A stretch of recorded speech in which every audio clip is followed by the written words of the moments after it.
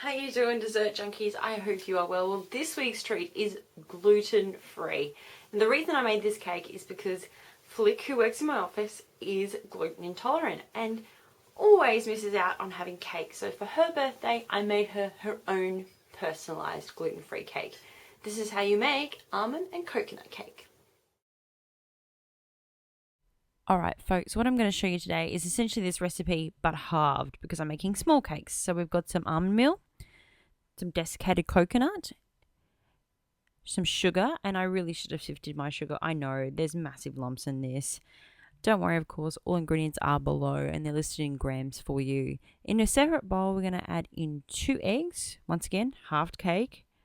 So I got 2 eggs, and then I'm going to add in some vanilla. Then, using one of the greatest inventions of all time, we've got the electric mixer, and we're going to mix our eggs and our vanilla together so they're well combined. Then you want to add in your melted butter. Now, your melted butter should be at room temperature because there's nothing worse than making vanilla flavored scrambled eggs.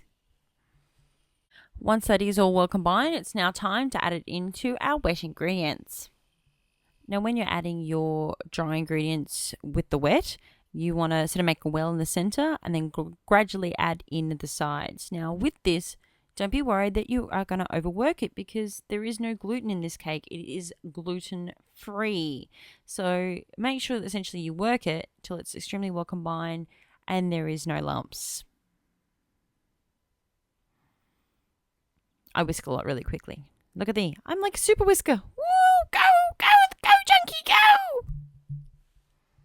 Now, as I said, I'm going to make these as halves. So I've got 2 little cake tins here that I've purchased. They are non-stick, but it always helps to grease them. So I'm going to grease them with butter. And then what I'm going to put in the middle is some rice flour. Please don't go to all the trouble of making a gluten-free cake and then go and put flour in it. Essentially, I'm flouring the tin. So put a bit in the middle and then slowly work it around the outside.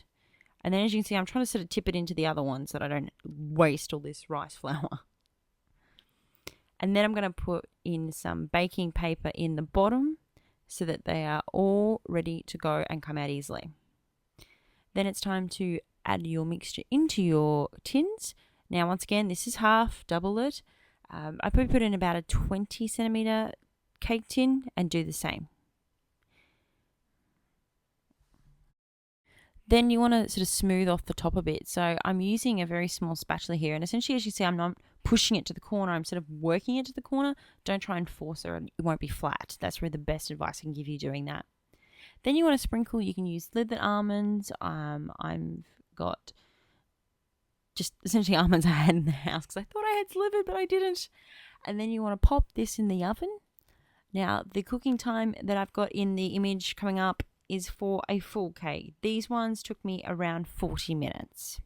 And when they come out, they are going to look lovely and golden. Please check the cake before you take it out of the oven. Just put a tester in. It's got to come out clear. Use a toothpick. It's very easy.